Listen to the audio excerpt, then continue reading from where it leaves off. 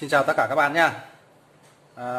Ở trên đây là mình có hai cái bo của máy Daikin G32. Thì cái bo này là mình xin được này. Mình xin được thì sáng nay đi làm thì mình đã ở trong cái clip mà sáng nay mình quay ấy, thì mình đã nhổ con tụ người ta. Mình thay cho một cái mạch khác rồi. Thì đây là cái con tụ hỏng mà mình thay xong rồi mình vẫn cứ cầm về. Thì con này nó hỏng thì nó ở đây. Mình đã thay rồi.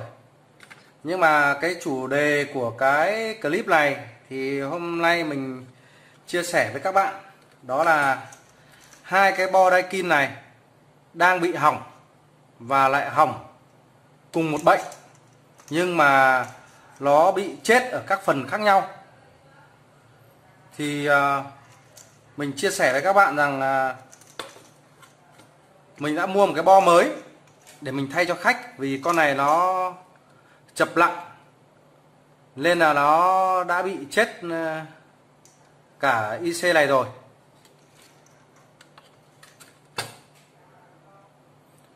Thì cái mục đích chính ở trong cái clip này là mình chia sẻ cho các bạn làm sao mà khi ta thay cái bo này không để chết tiếp. Bởi vì một cái bo này mua rất là đắt tiền, mà bây giờ chúng ta thay vào, chúng ta không có kinh nghiệm, không cẩn thận và lười kiểm tra thì sẽ dẫn đến là mất thời gian và sẽ mất tiền. Bởi vì đôi lúc đi làm nắng nóng, có thể tính của chúng ta không phải vậy đâu, nhưng mà đôi lúc đi làm nắng nóng thì ngại tháo, ngại kiểm tra, dẫn đến là không tìm được ra ban bệnh và sẽ bị hỏng nặng. Thay mạch mới vào là hỏng và mất tiền oan. Thì hiện tại cái bo này là theo bệnh của nó là đã lổ con IC ở đây. Con IC này là con IC khuếch đại đệm cho cái van tiết lưu điện tử.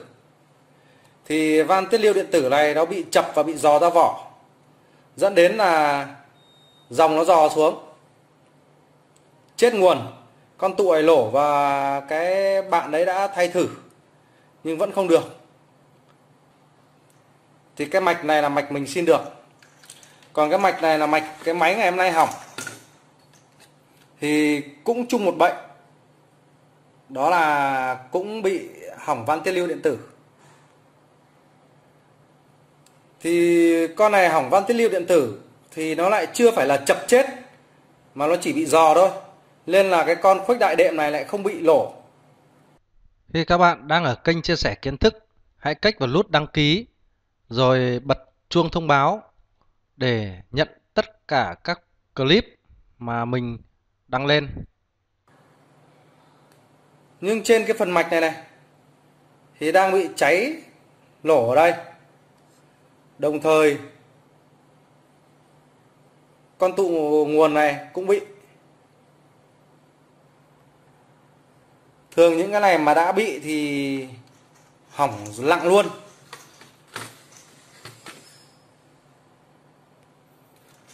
Do hôm nay mình cẩn thận, trước khi thay một cái mạch mới vào thì mình đã kiểm tra nên là không bị hỏng oan.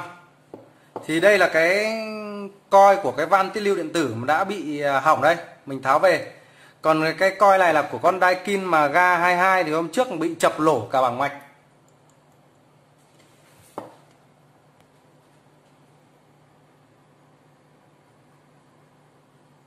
Đây cái con Daikin G22 đây cũng bị chập lổ phần coi nên là bay lóc thủng cả IC này.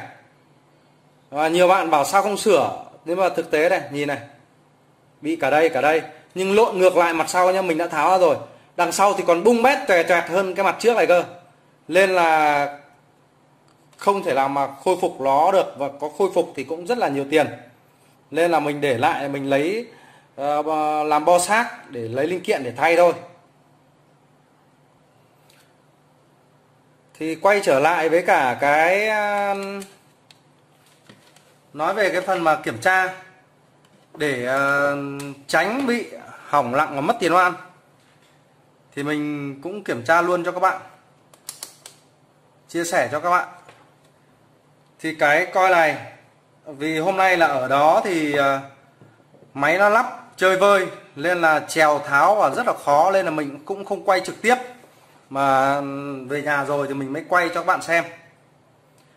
Mình đang cố gắng hoàn thiện cái mạch test van tiết lưu điện tử để mình có thể đưa vào để có thể đóng mở cái van này theo ý muốn, để kiểm tra xem là máy lén có bị không tăng tua do van tiết lưu hay không, và kiểm tra tình trạng của van tiết lưu này nó hỏng hay không, hoặc là xử lý được các cái phần mà tắc cáp, tắc ở cái trong van tiết lưu điện tử, thì mình có thể là cho nó đóng mở bằng tay, mở rộng hết ra để cho nó đẩy hết các cái bẩn đi.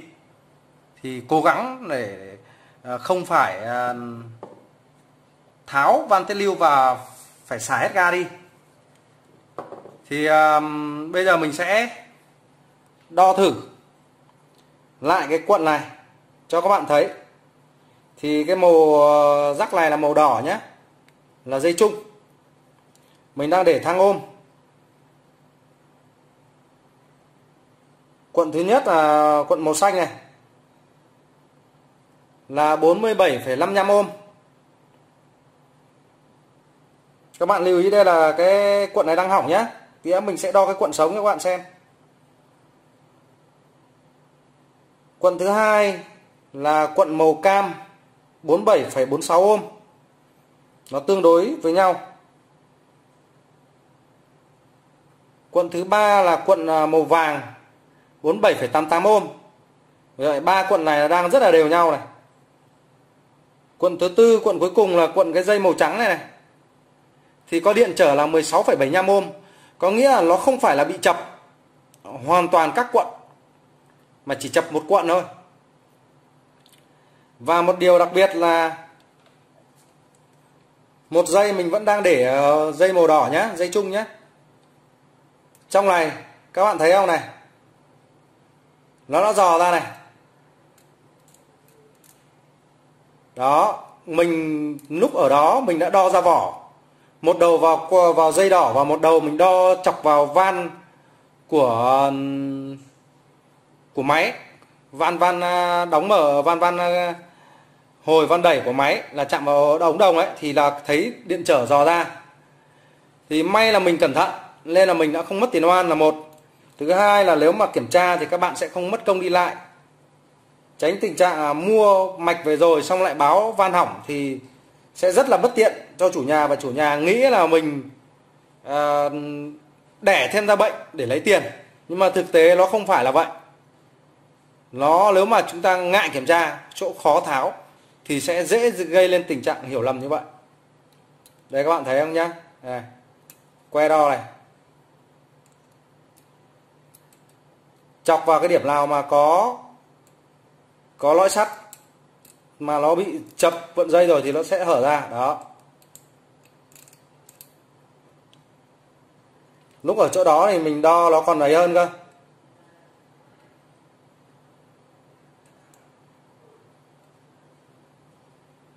Các bạn thấy không? Đó, thì ở trong này là đã bị rồi. Cái này là đã chập nặng rồi, nếu mà đo thì cũng vậy thôi. Thì hai cái coi này đã hỏng, mình bỏ đi. Còn đây là hai cái coi sống, thì mình sẽ đo cho các bạn. Cái coi này là của con ga 22 này, coi mới tinh này. Coi là coi cũ nhưng mà vẫn dùng được. Mình sẽ đo thử cho các bạn xem. Vẫn tiếp tục cho vào dây đỏ là đầu chung này, dây xanh này 48 ôm, 47,99. Tiếp theo dây cam 47,80. Dây vàng là 48. Và dây trắng cũng là 48,7. mình sẽ lại vẫn thử giữ que đỏ và mình đo ở bên trong này. Hoàn toàn là không bị, vì coi này chưa hỏng nên hoàn toàn là không bị chạm ra vỏ nhé. Bệnh này rất phổ biến với thằng Daikin. Một số máy khác, hãng khác thì mình chưa gặp. Nhưng mà Daikin rất hay bị chập coi này và đưa ra vỏ thì làm chết mạch luôn. Đây là đang sống nhé. Mình sẽ thử với một cái coi mới tinh này luôn, chưa dùng lần nào luôn. Thì vẫn là dây đỏ này, là dây chung này.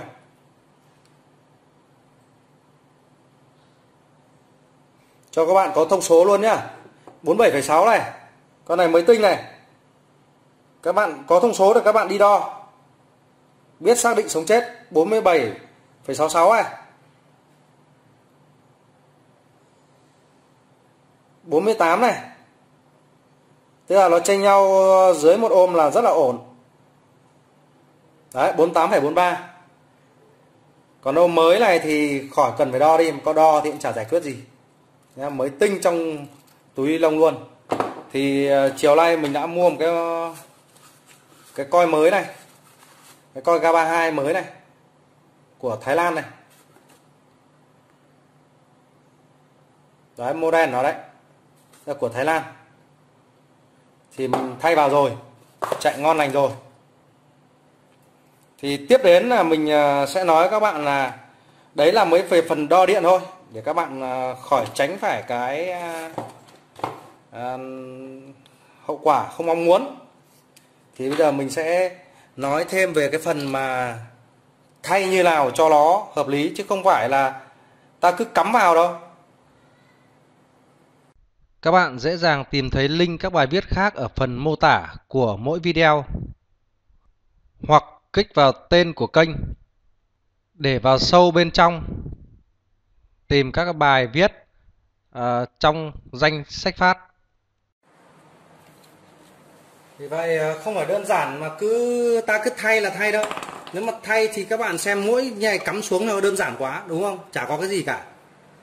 Thì nhân đây mình cũng luôn là nếu các bạn thấy cái chia sẻ của mình mà hay mà hữu ích cho các anh em thợ thì các bạn cũng đừng tiếc like và chia sẻ. Like để mình hiểu rằng là nhiều người thấy cái nó có ích, thì để mình còn có động lực để mình trong quá trình đi làm nên mình sẽ quay và chia sẻ lại cho mọi người. Thì tiếp tục nói về cái vấn đề thay cái này để đảm bảo cho nó an toàn mà nó không lặp lại cái vấn đề là lại hỏng cái coi này tiếp. Thì khi thay ấy, coi mới thì không nói làm gì rồi, nhưng mà các bạn phải chú ý cái phần thân này này. Thì khi mà đã bị cháy lỗ thì bao giờ nó cũng bị hỏng và bị rỉ sét rất là nặng. Có những cái nó đánh thủng cả cái thân của cái van tiết lưu này. Vì vậy các bạn lên là vệ sinh đi, vệ sinh cho nó sạch đi. Thì ở nhà khách cái máy chiều nay là mình đã vệ sinh rồi, còn cái máy này là mình đang hỏng để ở nhà, thì mình cũng nhân tiện đây thì mình cũng vệ sinh và giới thiệu luôn cho các bạn. Thì giấy giáp mịn vừa phải, đánh cũng vừa phải, không nên mạnh tay quá nhá, cho nó sáng lên. Các bạn nhìn này, lũi nó đen xì, nó rỉ sét. Thì các bạn phải hiểu rằng đây là một cuộn dây có từ trường, có lõi sắt, mà nếu mà bị những cái rỉ sét bẩn như vậy thì nó sẽ sinh ra cái dòng Foucault.